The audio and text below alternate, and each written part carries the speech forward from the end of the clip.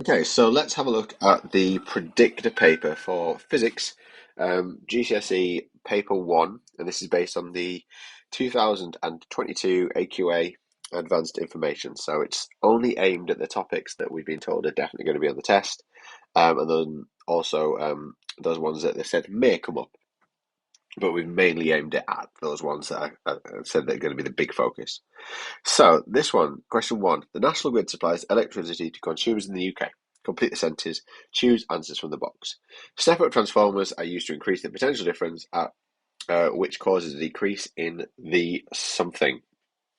Okay, so the National Grid is basically you've got a power station which is producing your electricity, and then the electricity is carried with pylons. If they're overground wires or underground wires, it'll just be buried under the ground. But these cables will take the electricity to your house.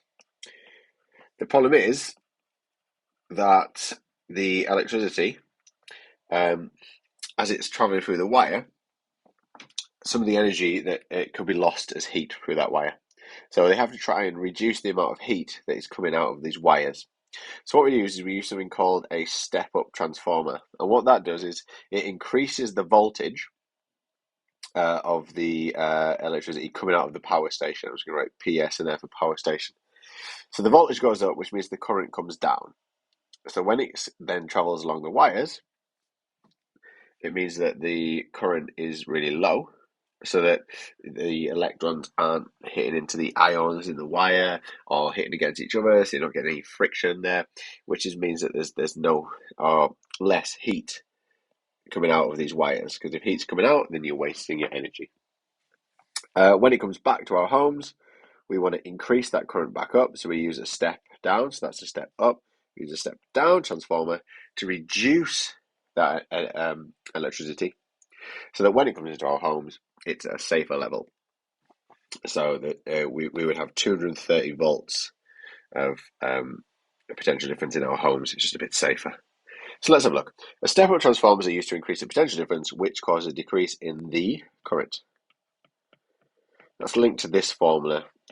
P equals I times V. So power is equal to current times by potential difference. So for instance, if we had 100 watts of power and the power stayed constant, if the current was 5 and the potential difference was 20, you would see that 5 times 20 is 100 watts. But if we keep power at 100 watts and we increase the potential difference, like we do in the step-up transformer, let's say we increase that potential difference to 50, then the current must go down, because now it would be 2 times 50 is 100. So that's what step-up transformers do. They increase potential difference so that the current can go down, and the step-down transformer decreases potential difference so that the current can go up. So this means that the temperature of the cable is lower, so there is less wasted energy. We should be crossing these off as we do it. This increases the something of the power transmission process. This is the word efficiency. Efficiency just means the percentage that is transferred to a useful form.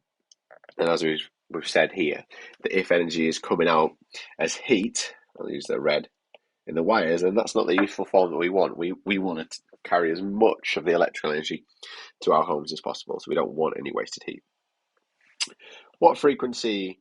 What is the frequency of the UK mains electricity supply? I've already said that, it's 230 volts. Electricity supplied to the national grid is generated in different ways. This table shows the percentage of UK electricity generated from different sources, from different energy resources in 2017. So we've got a percentage here.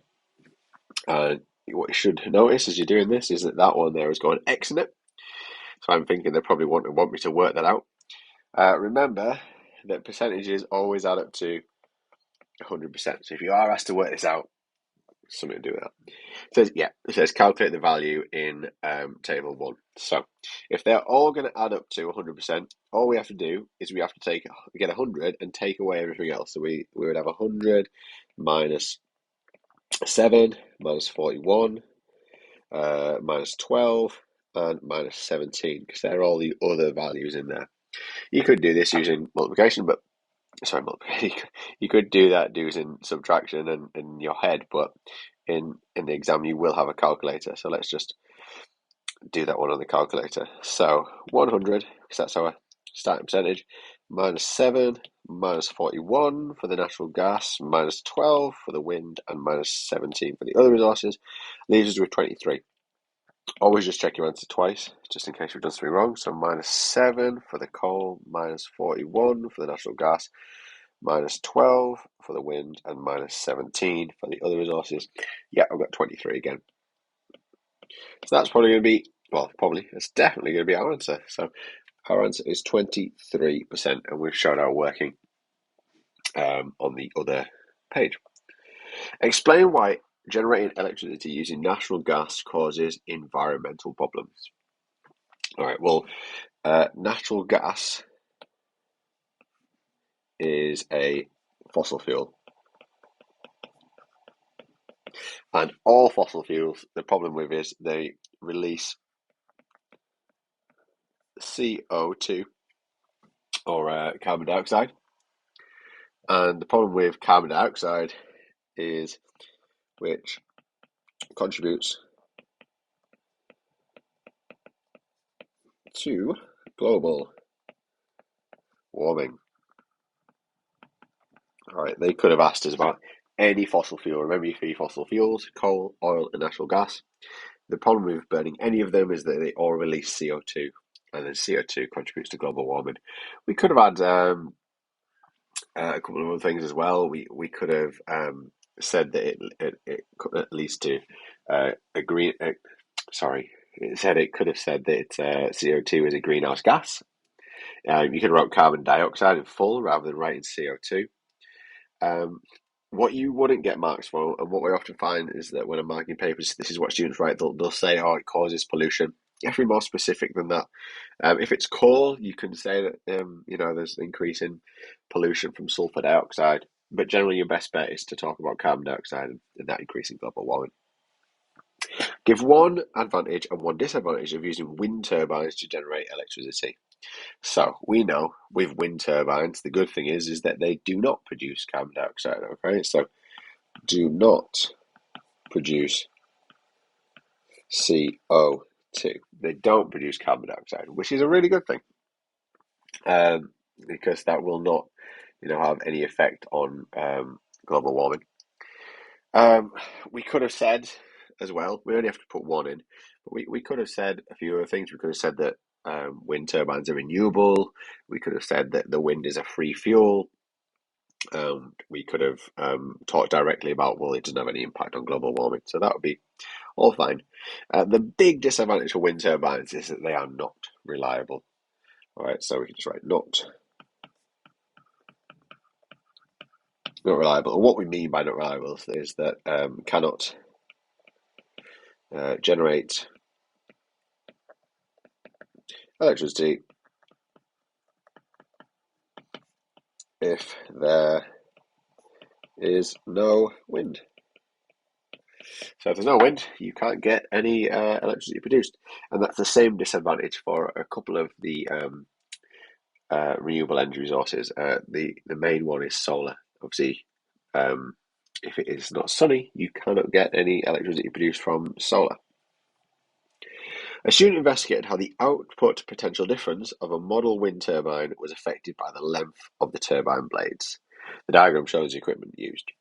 So we've got a hairdryer. The hairdryer is obviously producing our wind source, and that is then turning these blades, and then that's going to produce a reading of a voltmeter here. So let's have a look at the question. Here's the results. All right, and straight away we can see that there's a value x. So we're probably going to have to calculate the mean there. And it says, do not include the anomalous result.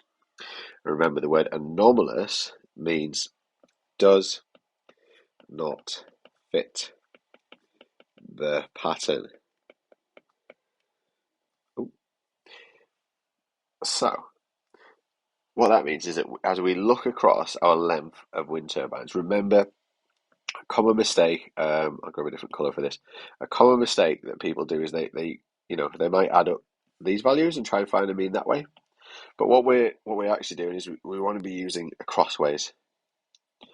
So we are trying to find the mean of the length of turbines that are 2 centimeters. So the three numbers that we're concerned about are those three numbers there. And if we're thinking about which one is anomalous, or it's the one that doesn't fit the pattern, then it's this one here.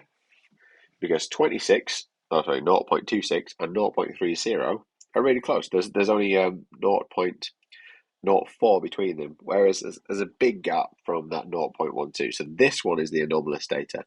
So we don't include that in our results. So in order to calculate a mean, you add up all of the results you've got for a particular independent variable. So in this case, with our 2 centimeters, and then we divide it by the number of results. So we have got 0.26, and we're going to add that to 0.30, and let's see what we get.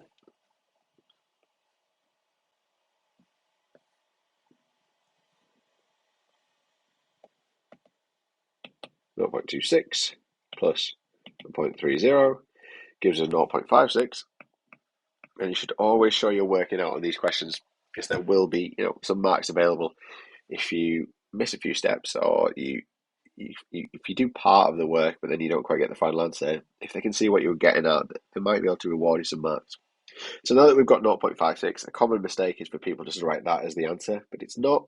Remember, the mean, you have to take that answer and you have to divide it by how many results. So we had 2 results, that one and that one. So we're going to divide that by 2. So 0.56 divided by 2. 0.56 divided by 2 gives us 0.28. So our answer will be 0.28 volts. And as a bit of a common sense check, you can just look, well, is 0.28 similar to the other numbers in our pattern? Well, yeah, it's between 0.26 and 0.30. It's right in the middle. So that definitely makes sense that would be the mean. What type of error caused the variation in the students' repeat readings? So what it's saying is, well, why did the students get a error here that is wrong? Random error, systematic error, or zero error? Well, let's go through them.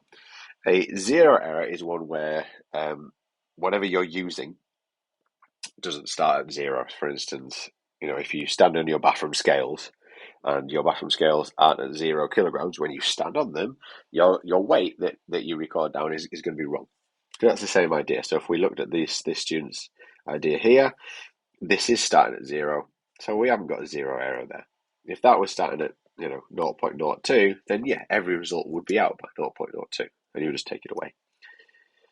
So it's not going to be the zero error. So we're left with 2 choices, random or systematic. Well, systematic means that there's something wrong with the equipment. So a zero error is a type of systematic error.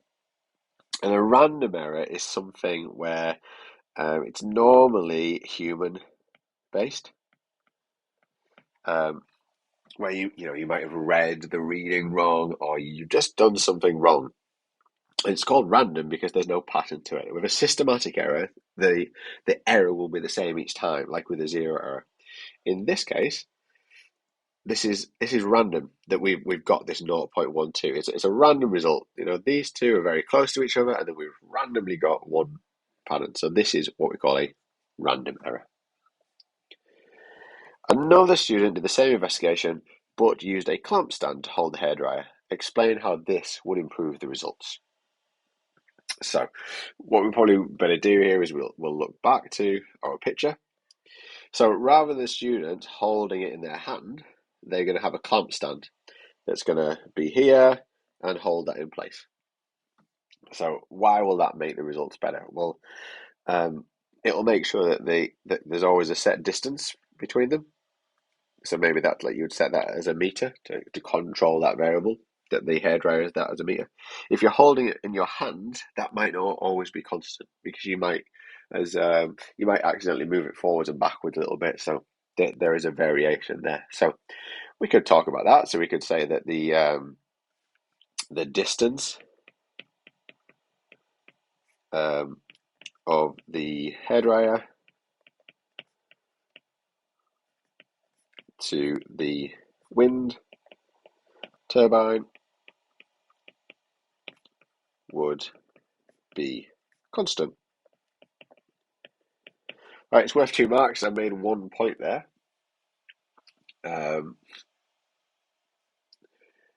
So why? What would that do? So if the distance, so that would mean so if the distance is always the same, it would mean so the wind speed or force, the wind force. Let's go with force. Would be the same each time. Yeah, so that was our 2 points. 1 point for saying we're going to keep the distance the same, and therefore that's going to mean that the force of the wind is the same.